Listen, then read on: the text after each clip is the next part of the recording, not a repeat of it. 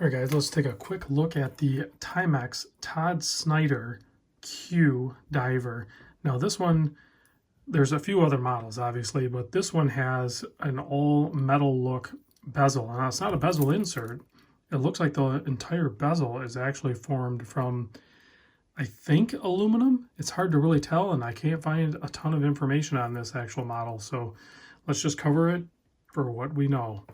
So you're looking at a 38 millimeter case, 44.5 lug to lug, 11.6 thick, but that's including the box style crystal. I'm sure it's some sort of acrylic or plastic. And lug width, now the actual lug width here is actually like 18 millimeter, but if you measure from the bracelet width here, which, yeah, why not? Let's just get that. It's like 22 millimeter and it tapers down to a 15 millimeter. Now I've handled some of these Q divers in the past, and I have to say this is the best bracelet that I've handled on them. It flows really nice. It catches the light really good. The sideways brushing on it with the polish in between the links just catches the light, and it looks really cool. It's still a very cheap bracelet. The whole watch is a very cheap watch, even though I think the price on them was like $170 or something like that. On the used market, you can find them around $120. But if you look there, the link system, you have the close and open type link system. Should be easy enough to size versus, you know, the old style. This one's a little easier to do.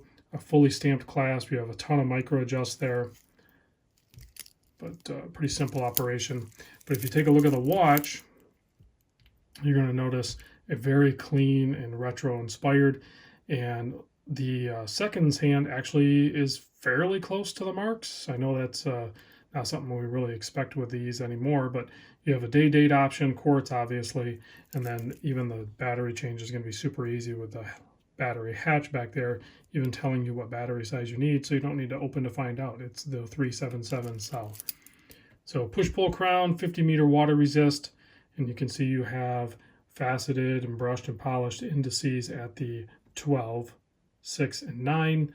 Day date interrupts any sort of option for an indice there. The rest of it's all printed on. You can see very small lume pips all the way around, and of course on the hour and minute hand.